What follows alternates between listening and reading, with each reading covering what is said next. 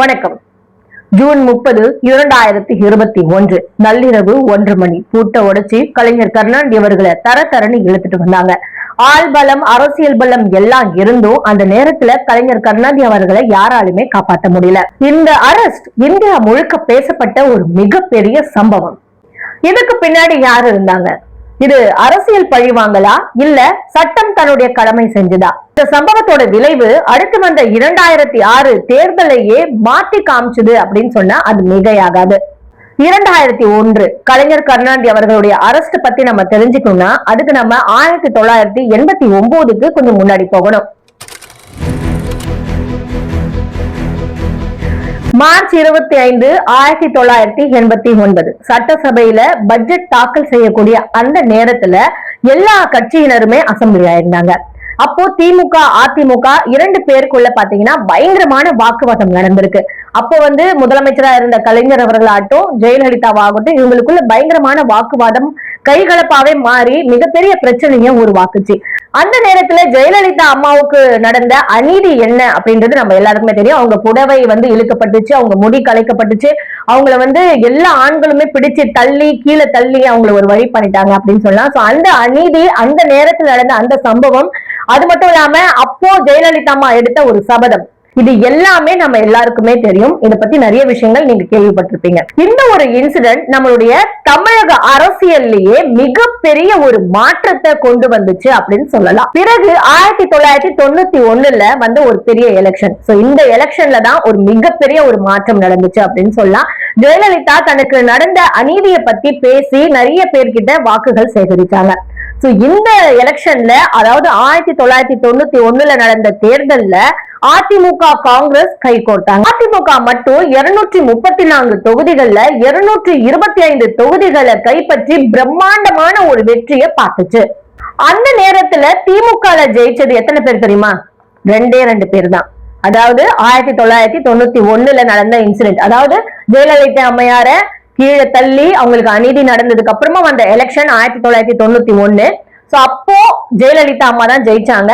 அப்போ திமுக 2 பேர் தான் ஜெயிச்சாங்க. அது யாருன்னு பாக்கலாமா?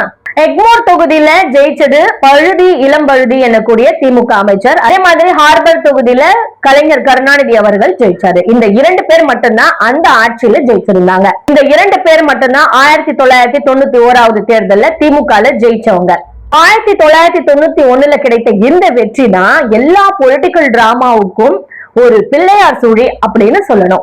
91ல இருந்து 96 வரைக்கும் அதிமுக ஆட்சி அமைச்சாங்க. இந்த ஆட்சி காலத்துல மிகப்பெரிய ஒரு மோசமான சூழ்நிலைகள்ல உருவாக்கப்பட்டுச்சு அப்படின்னு சொல்லலாம். ஜெயலலிதா அம்மையார் மீது ஏகப்பட்ட லஞ்ச புகார்கள் அறிவிக்கப்பட்டுச்சு. இது எல்லாமே பாத்தீங்கன்னா ஒரு கொடூரமான ஒரு 5 ஆண்டு காலமா தான் ஜெயலலிதா அவர்களுக்கு இருந்தது அப்படின்னு சொல்லலாம். 91ல இருந்து 96 வரைக்குமே அதிமுக மேல ஏகப்பட்ட விமர்சனங்கள் தொடர்ந்து வந்துட்டே இருந்தது. ஜெயலலிதா அம்மையார் மீது சொத்து குவிப்பும் வழக்கு மட்டும் இல்லாம டிரான்ஸ்போர்ட் துறையிலும் ஊழல் புகார் வந்தது. முக்கியமா ஜூன் 20, 1992 வாச்சாத்தி வன்கொடுமை இது நடந்தப்போ அப்போதைய வனத்துறை அமைச்சராக இருந்தது யார் தெரியுமா? இப்போ அதிமுகவுல இருந்து விலகி தாவேகாவுக்கு இடம் பெயர்ந்திருக்கிற செங்கோட்டையன் அவர்கள் தான் அப்போ அந்த வாச்சாத்தி கொடுமை நடந்தப்போ வனத்துறை அமைச்சரா இருந்திருக்காரு. வாச்சாத்தி வன்கொடுமையை பத்தி தமிழக மார்க்சிஸ்ட் கட்சி தலைவர் பி. சண்முகம் அவர்கள் ஒரு புத்தகத்தை எழுதியிருக்காரு. War cry of lost, a heroic saga of Vachathi. அந்த காலகட்டத்தில் பாத்தீங்கன்னா ஊழல் வழக்குகள், சட்ட ஒழுங்கின்மை, இந்த மாதிரியான பிரச்சனைகள் மக்கள் நிறைய சந்திக்க ஆரம்பிச்சாங்க அப்படின்னு தான் சொல்லணும். ஏகப்பட்ட வழக்குகள் ஏடிஎம்கே மேல தொடுக்கப்பட்டுச்சு. அது மட்டும் இல்லாம மக்களுக்கு இந்த ஆட்சி மேல ரொம்பவே ஒரு அதிருப்தியான விஷயமும் நடந்துட்டு இருந்தது. வாச்சாத்தி கொடுமைக்கு அப்புறம் பாத்தீங்கன்னா ஏடிஎம்கே ஆட்சி மேல மிகப்பெரிய ஒரு அதிருப்தி தான் மக்களுக்கு இருந்துச்சு அப்படின்னு சொல்லணும். ஏன்னா ஏகப்பட்ட பிரச்சனைகள் அப்போ மக்கள் சந்திச்சுட்டு இருந்தாங்க. தண்ணி பிரச்சனை ஆகட்டும், இல்ல இந்த மாதிரி சம்பந்தப்பட்ட சாதாரண விஷயங்கள் தாண்டி ஊழல் சம்பந்தப்பட்ட விஷயங்கள் நிறையவே மக்கள் சந்திச்சாங்க. அந்த 91ல இருந்து 96 வரைக்கும். 90ஸ்ல ரஜினி சாருக்கும் ஜெயலலிதா அம்மையாருக்கும் நடுவுல பாத்தீங்கன்னா ஏகப்பட்ட கிளாஷஸ், ஏகப்பட்ட பிரச்சனைகள் நடந்துச்சு அப்படின்னு தான் சொல்லணும். இந்த விஷயம் உங்க எல்லாருக்குமே தெரியும். இதனால 1996 தேர்தல்ன்றது அதிமுகவுக்கு எதிரான ஒரு தேர்தலா மாறுச்சு. தன்னுடைய முழு சப்போர்ட்டும் ஜி.கே. மூப்பனாருடைய தமிழ் மாநில காங்கிரஸ்க்கு தான் கொடுத்தாரு. அப்போ தமிழ் மாநில காங்கிரஸ் கூட கூட்டணியில இருந்தது திமுக. அப்போ திமுகவுக்கும் ரஜினியோட சப்போர்ட் முழுமையா இருந்தது. சோ இதுதான் ரஜினி அவர்கள் ரசிகர்கள் கிட்டையும் கேட்டுக்கிட்டாங்க. நான் சப்போர்ட் பண்ணக்கூடிய மூப்பனாருடைய கட்சிக்கும் அவங்க கூட கை கோர்த்து இருக்கக்கூடிய டிஎம்கே அவர்களுக்கும் உங்களுடைய ஓட்டுகளை நீங்க போடுங்க அப்படின்னு சொல்லி ரஜினி அவர்கள் ரொம்ப பகிரங்கமா பேட்டி அளிச்சாரு. இத சொன்னது மட்டும் இல்லாம ஜெயலலிதா திரும்பவும் தமிழ்நாட்டுல ஆட்சி அமைச்சா இந்த தமிழ்நாட்டை அந்த ஆண்டவனாலையும் காப்பாற்ற முடியாதுன்னு ஒரு வாசகத்தை விட்டாரு. சோ இந்த வார்த்தை பாத்தீங்கன்னா ரஜினி அவர்களுடைய ரசிகர்கள் எல்லாருக்குமே ரொம்பவே பிடிச்சு போச்சு. சோ அதையே பின்பற்றவும் ஆரம்பிச்சுட்டாங்க. ஜெயலலிதா அவர்கள் மாறல, இப்போ மாறாதவர் நான் இப்போ சொல்றேன், இனிமே அவங்க வாழ்க்கையில மாற மாட்டாங்க. இதனாலேயே பாத்தீங்கன்னா ஜெயலலிதா மேல இருந்த மவுஸ் குறைய ஆரம்பிச்சுட்டு அந்த ஆட்சி காலத்துல.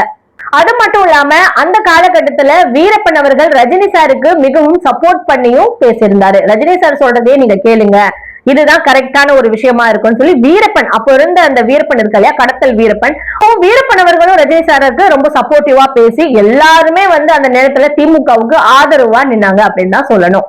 அதுக்கப்புறம் என்ன, 1996 தேர்தல்ல ஏடிஎம்கே தோத்து போச்சு. அதாவது அதிமுக தோத்து போயிட்டாங்க. மொத்தமா அவங்க வின் பண்ண சீட்ஸ் எவ்வளவு தெரியுமா?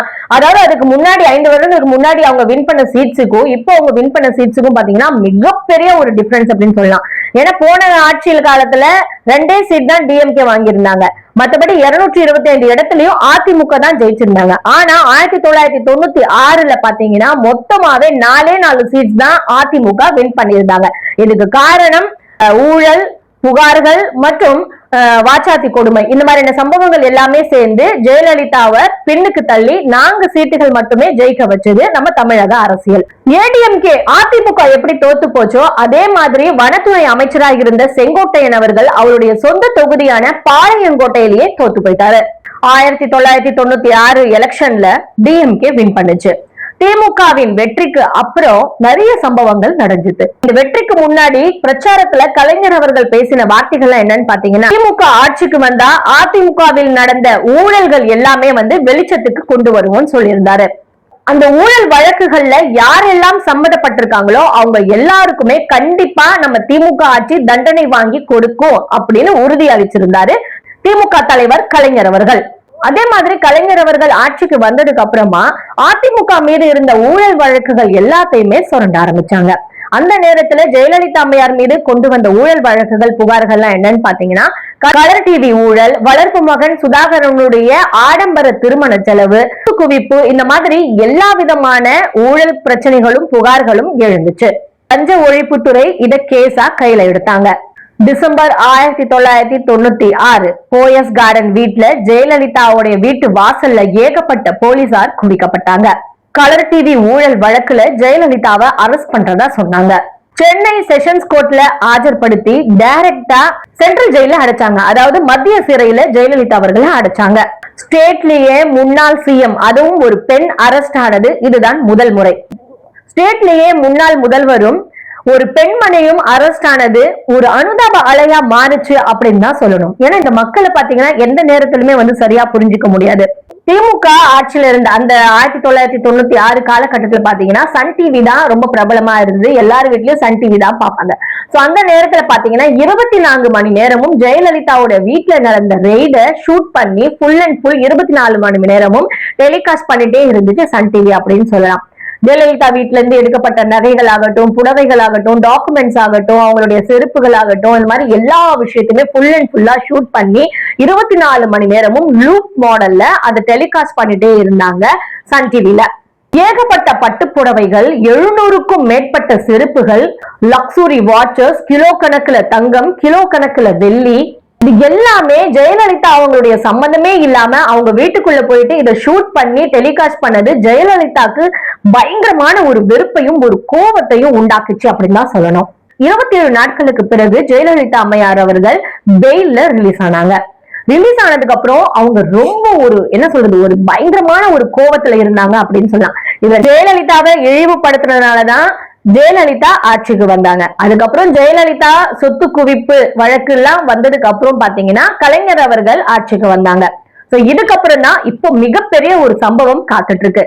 ஜெயலலிதா தன்னுடைய வீட்டையே திறந்து எல்லாருக்குமே உலகத்துக்குமே காமிச்சிட்டீங்க, இது எவ்வளவு பெரிய ஒரு தவறு, என்னுடைய சம்பந்தமே இல்லாம இந்த மாதிரி திமுக அரசு நடந்துகிட்டது ரொம்ப இழிவான ஒரு செயல், இது எல்லாமே நான் சினிமால நடிச்சு சொந்தமா சம்பாதிச்சது, நான் ஒரு நடிகை, என்கிட்ட விதவிதமான பட்டுப்புடவைகள் இருக்கட்டும், என்கிட்ட மேட்சிங்கா அதுக்கேற்ற மாதிரி செருப்புகள் கடிகாரங்கள் இது எல்லாமே இருக்கிறது என்னுடைய சொந்த செலவுல நான் நடிகையா சம்பாதிச்சு வாங்கினது, இத நீ எப்படி வெட்ட வெளிச்சமா உலகத்துக்கே போட்டு காட்டுவ, அதுவும் லூப் மோட்ல எப்படி நீ போட்டு காட்டுவேன்னு சொல்லி பயங்கர கோவமா இருந்தாங்க ஜெயலலிதா அம்மையார் அவர்கள்.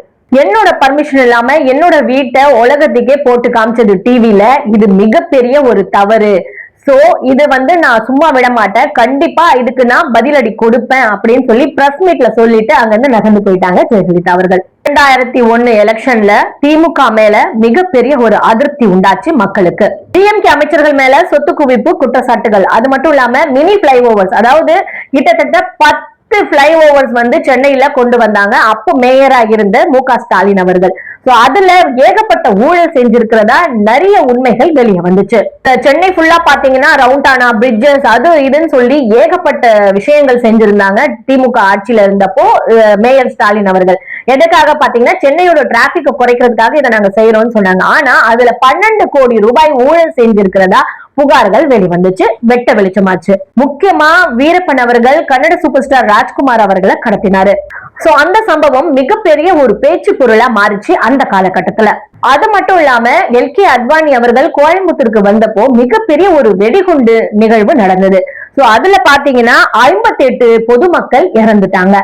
இந்த சம்பவம் மிகப்பெரிய ஒரு பேச்சு பொருளா மாறிச்சு அந்த காலகட்டத்துல. வீரப்பன் கடத்திய ராஜ்குமார் ஒரு பக்கம், இன்னொரு பக்கம் எல்.கே. அத்வானியோடைய பாம் பிளாஸ்ட், இந்த மாதிரி நிறைய விஷயங்கள் நிறைய பிரச்சனைகள் அந்த காலகட்டத்துல பேசு பொருளா பேசிச்சு. டிவில அகைனா இந்த நியூஸஸ் எல்லாமே வந்துட்டே இருந்தது அப்படின்னு தான் சொல்லணும். சோ இந்த பிரச்சனைகள் எல்லாமே நடந்தப்போ திமுக தான் ஆட்சியில இருந்தது. சோ அதனால திமுக மேல ஒரு மிகப்பெரிய அதிருப்தி ஏற்பட்டுச்சு மக்களுக்கு.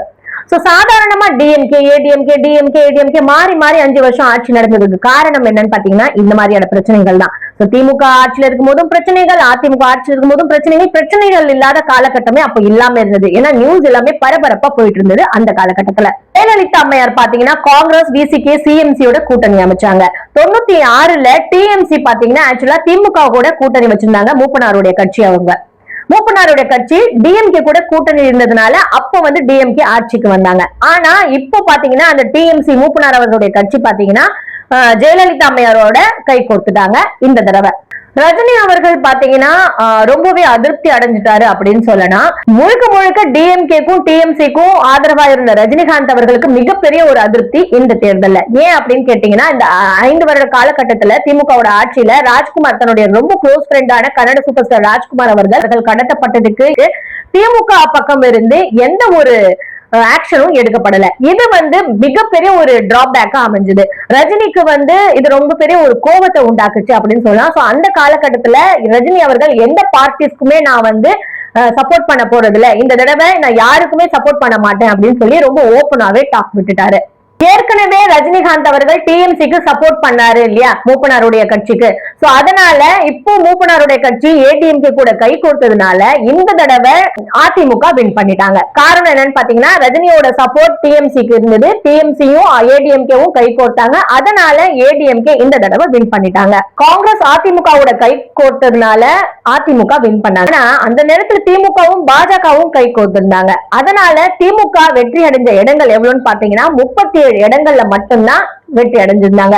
பாஜகவும் திமுகவும் கை கோர்த்ததுனால 37 இடங்கள்ல மட்டுமே வெற்றி அடைஞ்சிருந்தாங்க. ஆனா ஏடிஎம்கே அதிமுக 196 இடங்கள்ல கைப்பற்றி மறுபடியும் ஆட்சி அமைச்சாங்க. ஜெயலலிதா அம்மையார் அவர்கள் சிஎம் ஆனாங்க. சோ இப்போ ஜெயலலிதா மறுபடியும் ஆட்சிக்கு வந்துட்டாங்க. ஜெயலலிதாவை வச்சு செஞ்சாங்க. டிஎம்கே ஆட்சியில கிழின்னு கிழிச்சாங்க. இத நான் ரிப்பீட்டா அவங்களுக்கு பண்ணுவேன்னு சொல்லி ஜெயலலிதா அம்மையார் அப்பவே சவால் விட்டாங்க. நான் இதை சும்மா விட மாட்டேன்னு சொல்லியிருந்தாங்க. சோ ஒரு பாம்பை தொட்டா என்ன நடக்குமோ அதே சம்பவம் தான் இங்கேயும் நடந்தது. சோ விடாம மறுபடியும் ஜெயலலிதா ஆட்சி அமைச்சு இதுக்கப்புறம் தாங்க ஒரு ரியல் சம்பவமே காத்துட்டு இருக்கு. ஜூன் 30 விடியற் காலை 1:30 மணிக்கு மு. கருணாநிதி அவர்களுடைய இல்லம் கோபாலபுரத்துக்கு வாசல்ல நூற்றுக்கணக்கான போலீசால் இறக்கப்பட்டாங்க. சிபிசிஐடி டிஜிஐ முகமது அலி அவருடைய தலைமையில 100க்கும் மேற்பட்ட போலீஸ் விப்பன்ஸோட, அதாவது கையில கன்னோட லத்தியோட அந்த வீட்டு வாசல்ல இறக்கப்பட்டாங்க. இந்த ஆபரேஷன் யார் நடத்தினாங்க தெரியுமா? Special police officer Christopher Nelson மற்றும் ஆர் கோபால். இவங்க எல்லாருமே ஒரு டீமா கலைஞர் கருணாநிதி அவர்களுடைய இல்லத்துக்குள்ள பூட்டை உடைச்சி வீட்டுக்குள்ள போறாங்க. பூட்டை எல்லாம் உடைச்சி கலைஞர் கருணாநிதி அவர்களை தரன்னு கையை பிடிச்சு வெளியே இழுத்துட்டு வராங்க. கலைஞர் கருணாநிதி அவர்கள் செருப்பு கூட அந்த நேரத்துல போட விடல. அவரை தரன்னு பிடிச்சி இழுத்துட்டு வராங்க. ஐயோ என்னை காப்பாத்துங்க, கொலை பண்றாங்கன்னு கலைஞர் கருணாநிதி அவர்கள் அந்த நேரத்துல கதறாரு, கத்துறாரு.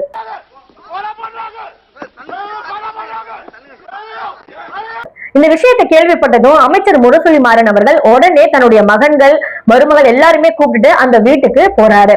அதாவது கலாநிதி மாறன், தயாநிதி மாறன், அவங்களுடைய மனைவி எல்லாருமே சேர்ந்து உடனே சன் டிவி டீமை கேமராவோட கூப்பிட்டுட்டு அங்க போறாங்க. கலைஞர் அவர்களை அரெஸ்ட் பண்றதை ஷூட் பண்றதுக்காக உடனே அங்க போறாங்க. உடனே கலாநிதி மாறன் சொன்னபடி ஃபுல்லுமே அதை ஷூட் பண்றாங்க. ஏற்கனவே முரசொலி மாறனுக்கு அந்த நேரத்துல ஹார்ட் ப்ராப்ளம் இருந்துச்சு. ஸ்பேஸ் மேக்கரோட தான் முரசொலி மாறன் இருந்தாரு.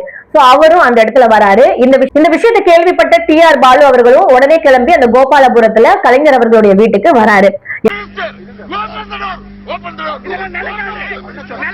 எல்லாருமே போயிட்டு அவங்களை தடுக்கிறதுக்கு முயற்சி செய்யறாங்க. டி.ஆர். பாலு ஆகட்டும், முரசொலி மாறன் ஆகட்டும், 2 பேருமே போலீசார தடுத்து நிறுத்த முயற்சி செய்யறாங்க, போராடுறாங்க, தள்ளி விடுறாங்க. ஆனா 2 பேருமே தள்ளிவிடப்படுறாங்க போலீசாரால. முரசொலி மாறனும் கீழே தள்ளிவிடப்படுறாரு, டி.ஆர். பாலு அவர்களும் கீழே தள்ளிவிடப்பட்டாங்க. தள்ளிவிடப்பட்டோடனே அவங்களுக்கு ரொம்ப மூச்சு திணறல் ஏற்பட்டு முரசொலி மாறன் உடனே அப்போலோ மருத்துவமனையில அட்மிட் செய்யறாங்க. போலீஸ் போர்ஸ் பாத்தீங்கன்னா கலைஞர் அவர்களுடைய வீட்டுக்குள்ள போகும்போது 1:30 மணி. ஆனா கலைஞர்களை வெளியே கொண்டு வந்து வேன்ல ஏத்தும் போது மணி பாத்தீங்கன்னா 4:45. இவ்வளவு பெரிய ஒரு டைம் கேப்ல இவ்வளவு பெரிய போராட்டங்கள் அங்க நடந்திருக்கு. சோ அதுக்கப்புறம் தான் கலைஞர்களை அரெஸ்ட் பண்ணி வேன்ல ஏத்திருக்காங்க. அரெஸ்ட் பண்ணி வேப்பேரி போலீஸ் ஸ்டேஷன்ல கொண்டு போயிட்டு கலைஞர் அவர்களை ஆஜர்படுத்திருக்காங்க. அது மட்டும் இல்லாம மேஜிஸ்ட்ரேட்டை உடனடியா பார்த்து கலைஞர் அவர்களுக்கு 15 நாள் ரிமாண்ட் கொடுத்திருக்காங்க. சென்னையில இருக்கக்கூடிய ஸ்டேஷன்ல கலைஞர் அவர்களை வச்சா சட்டம் ஒழுங்கின்மை வரும் அப்படின்ற காரணத்தினால அவரை வேலூர் ஜெயிலுக்கு மாத்திடணும் அப்படின்னு சொல்லி பிளான் பண்றாங்க. ஆனா பிரைம் மினிஸ்டருக்கு இந்த விஷயம் தெரிய வந்தது. இந்த சன் டிவி அப்ப எல்லா விஷயத்துமே கேப்சர் பண்ணி டெலிகாஸ்ட் பண்ணிட்டாங்க. டெலிகாஸ்ட் பண்ண உடனே இதை கேள்விப்பட்ட பிரைம் மினிஸ்டர் வாஜ்பாய் அவர்கள் பயங்கரமா கோவப்படுறாங்க. அப்போ வாஜ்பாய் அவர்கள் தான் பிரைம் மினிஸ்டர் இருந்தாரு.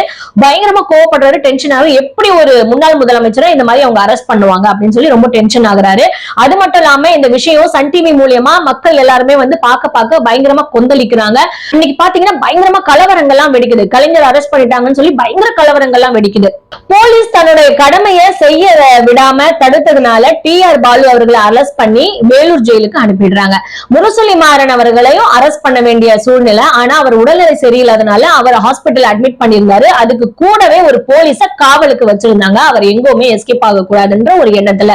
ஹிஸ்டரியிலேயே ஃபர்ஸ்ட் டைம் எந்த ஒரு வாரண்ட்டும் இல்லாம அமைச்சர்களை அரெஸ்ட் பண்ணது இதுதான் முதல் தடவை அப்படின்னு சொல்லி எல்லோராலையுமே பேசப்பட்டுச்சு. வாரண்டே இல்லாம நேரடியா விடியற் காலையில, அதாவது நள்ளிரவு 1:30 மணிக்கு போயிட்டு அவங்களை அரெஸ்ட் பண்ணதுன்றது இதுதான் முதல் தடவையா. இதுக்கப்புறம் பாத்தீங்கன்னா கலைஞர் அவர்கள் ஜெயிலுக்கு அனுப்பப்படணும். ஆனா கலைஞர் அவர்கள் என்ன பண்றாரு, ஜெயிலோட வாசல்ல உட்காந்துட்டு ஒரு பெரிய போராட்டம் நடத்துறாரு. என்னுடைய உடல்நிலை எப்படி இருக்குன்னு சொல்லி பிசிக்கல் ஃபிட்னஸ் உடைய சர்டிபிகேட் என் கையில நீங்க கொடுத்தீங்கன்னா நான் ஜெயிலுக்குள்ளேயே போவேன்னு சொல்லி வாசல்ல உட்காந்துட்டு போராட்டம் பண்றாரு கலைஞர் அவர்கள். அவர் கைலியோட போயிருந்தாரு, கால செருப்பு கூட அணிய விடல அவங்கள.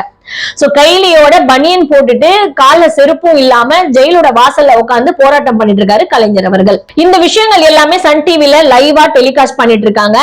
இது ஏடிஎம்கேயோட அரசுக்கு மிகப்பெரிய ஒரு மைனஸா மாறுது. அதிமுக அரசு மேல பயங்கரமா மக்கள் எல்லாருமே கோவப்படுறாங்க, கொந்தளிக்கிறாங்க. 1996ல ஜெயலலிதாவை அரெஸ்ட் பண்ணி சென்ட்ரல் ஜெயில எந்த அறையில வச்சிருந்தாங்களோ அதே அறையில கலைஞர் அவர்களை கொண்டு போய் அடைச்சாங்க. இந்த மிகப்பெரிய ஒரு பழிவாங்கல். அன்னைக்கு ஜெயலலிதா சொன்னாங்க இல்லையா, இதை நான் மறுபடியும் கண்டிப்பா இதை நான் பழி வாங்காம விட மாட்டேன்னு, அதை அவங்க பழி வாங்கிட்டாங்க. வாஜ்பாய் அவர்கள் என்ன பண்றாரு, இதுல தலையிடுறாரு. தலையிட்டு ஆர்டிகல் 354 படி தமிழக அரச நாம கலைக்க போறோம் அப்படின்னு ஒரு சின்ன செய்தி டெல்லியில இருந்து ஜெயலலிதாவுக்கு வருது. சோ இந்த கேள்விப்பட்ட உடனே ஜெயலலிதா என்ன பண்றாங்க, சுதாரிச்சிடுறாங்க. இதுக்கு இந்த பக்கம் ஜெயலலிதா ஒரு ஆலோசனை கூட்டம் நடத்துறாங்க. இந்த நேரத்துல டிவில இந்த எல்லா செய்திகளும் பார்த்த மு.க. ஸ்டாலின் அவர்கள் அப்ப மேயரா இருந்தார் இல்லையா, அவர் என்ன பண்றாரு, இந்த பிளைஓவர் பிரிட்ஜஸ் கட்டினதுல 12 கோடி ரூபாய் ஊழல் சொல்லிதான் இவங்களை அரெஸ்ட் பண்ணிருக்காங்க. சோ இதனால இதெல்லாம் கேள்விப்பட்ட மு.க. ஸ்டாலின் அவர்கள் தானாவே கோர்ட்ல போயிட்டு ஆஜராகி அரெஸ்ட் ஆகிறாரு. மேலிடத்துல கொடுக்கப்பட்ட ஹை பிரஷர்னாலையும் போர்ஸ்னாலையும் ஜெயலலிதா ஒரு முடிவுக்கு வராங்க. அதிமுகல என்ன சொல்லப்படுது அப்படின்னா, மேலிடத்துல இருந்து கொடுக்கப்பட்ட ஹையஸ்ட் பிரஷர்னால ஜூலை 4ஆம் தேதி கலைஞர் அவர்களை ரிலீஸ் பண்ணிடுறாங்க. அதாவது கிட்டத்தட்ட 5 நாட்கள் கலைஞர் அவர்கள் ஜெயில வைக்கப்பட்டிருந்தாரு. ஆனா இத ரிலீஸ் பண்ணதுக்கு முக்கியமான காரணம் என்ன தெரியுமா? ஏடிஎம்கேல இருந்து சொல்லப்பட்டுச்சு. கலைஞர் அவர்களுடைய வயோதிகமும் அவருடைய உடல்நல குறைவு காரணத்தினாலும் மனிதாபிமான அடிப்படையில இந்த கேஸ க்ளோஸ் பண்ணாம கலைஞர் அவர்களை ரிலீஸ் பண்றோம் அப்படின்னு சொல்லி ஜெயலலிதா அரசு தரப்புல இருந்து இந்த விஷயம் வெளிவருது. சோ இதை கேட்ட கலைஞர் கருணாநிதி அவர்கள் ஜெயில இருந்து வெளியே வந்த உடனே ஒரு பிரஸ் மீட் அரேஞ்ச் பண்றாரு. சோ அங்கேயே உட்கார்ந்து ஒரு பிரஸ் மீட்க்கு இன்டர்வியூ கொடுக்கிறாரு. அவர் கொடுத்த இன்டர்வியூ என்னன்னு நான் சொல்றேன் கேளுங்க. என்னை சிறையில் அடைத்ததனால் என் குரலையோ திமுகவின் வளர்ச்சியையோ யாராலையும் உடைக்க முடியாது. இது தற்காலிக சிறைவாசம். இது இன்னும் எங்களை பலப்படுத்தி இருக்கு. அடக்குமுறைக்கு அஞ்சுபவர்கள் நாங்கள் இல்லை அப்படின்னு சொல்லி கலைஞர் அவர்கள் பிரஸ் மீட்ல பேசுறாரு. ஜனநாயகம் இன்னும் உயிரோட இருக்கிறதுக்கு ஒரு சாட்சி என்னன்னா, டெல்லி இந்த விஷயத்துல தலையிட்டு என்ன ரிலீஸ் பண்றதுக்கு முக்கியமான காரணமா இருந்துச்சு. ஏன்னா என்ன செருப்பு கூட அணிய விடல இவங்க. நான் என்ன காப்பாத்துங்க காப்பாத்துங்க நான் கதற என்ன தரன்னு இழுத்துட்டு போய் ஏத்தும் போது இவங்களுக்கு மனிதாபிமானம் தெரியலையா? நான் வயசானவன் இவங்களுக்கு அப்ப தெரியலையா? நான் உடல்நிலை சரியில்லாதவன் அப்ப இவங்களுக்கு தெரியலையா? அப்போ என்ன தரன்னு இழுத்துட்டு போனப்போ இவங்க மனிதாபிமானம் எங்க போச்சுன்னு கலைஞர் அவர்கள் கேள்வி எழுப்புறாரு. இது முழுக்க டெல்லியுடைய தலையீட்டுனால மட்டும்தான், மத்திய அரசுடைய தலையீட்டுனாலதான் இவங்களுடைய ஆட்சி எங்க கவிழ்ந்துருமோன்ற ஒரு பயம் இவங்களுக்குள்ள வந்த உடனே இவங்க மனிதாபிமானத்துல என்ன ரிலீஸ் பண்றேன்னு இவங்க சொல்றாங்க. இவங்க மனிதாபிமானம் எனக்கு தேவையே இல்லை அப்படின்னு சொல்லிட்டு சடால்னு எஞ்சி போயிட்டாராம் கலைஞர் அவர்கள். இந்த இன்சிடென்ட்க்கு அப்புறம் யார் ஜெயிச்சிருப்பாங்க? அப்கோர்ஸ் இப்ப நமக்கே தெரியும். ஏன்னா 1989 ஜெயலலிதாக்கு நடந்த அநீதி கொடுமை. 1991 இருந்து 1996 ஏடிஎம்கே ஆட்சி அமைச்சது. அதுக்கப்புறம் பாத்தீங்கன்னா 96 ஜெயலலிதாவுடைய குற்றங்கள், அதனால ஜெயலலிதா அரெஸ்ட். 2001 பிளைஓவர் கருணாநிதி அரெஸ்ட். அதுக்கப்புறம் பாத்தீங்கன்னா 2006 ஜெயலலிதா ஆட்சி அமைக்காம கலைஞர் மறுபடியும் ஆட்சி அமைச்சாரு. இதுதான் அப்போ நடந்திருக்க மிகப்பெரிய ஒரு விஷயம். இந்த 2 பெரிய பில்லர்ஸ், 2 தூண்கள், ஜெயலலிதா கருணாநிதி என்கின்ற இந்த 2 தூண்களுக்கு இடையில நடந்த பெரிய கிளாஷஸ், பிக் கிளாஷஸ், பெரிய பிரச்சனைகள் எல்லாமே பாத்தீங்கன்னா இன்னைக்கு நான் உங்க கூட ஷேர் பண்ணிருக்கேன். சோ இந்த தூண்கள் இல்லாம இப்போ ஆட்சி காலம் எப்படி நடந்துட்டு இருக்கு, இப்போதைய அரசியல் எப்படி போயிட்டு இருக்கு அப்படின்றத உங்க கருத்துக்களை எனக்கு நீங்க கமெண்ட் பண்ணுங்க. இவங்களுக்குள்ள நடந்த இந்த கிளாஷஸ் என்ன மாதிரி இன்ட்ரெஸ்டிங்கா இருந்ததுன்றதையும் நீங்க எனக்கு கமெண்ட் பண்ணுங்க. மீண்டும் இதே மாதிரி நிறைய இன்ட்ரெஸ்டிங்கான வீடியோஸோட நான் உங்களை சந்திக்கிறேன். நன்றி, வணக்கம்.